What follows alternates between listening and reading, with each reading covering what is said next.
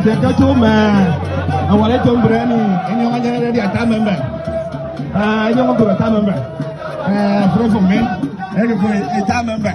Aja ni orang. Ini tak member, asalnya ini orang jangan tak member. Dia ni aja dia semua orang beracun ni.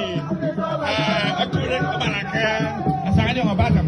Dia nak dua friend yang dia berutu, itu kuayi dia ni.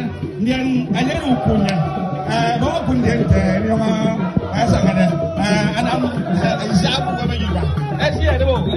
Ada ni mana kau ke? Berapa member dia ni? Ada sangat ada kita, sangat ada ya. Langsung sini ha. Ini member, ini member, ini member. Aku kamu berbuat.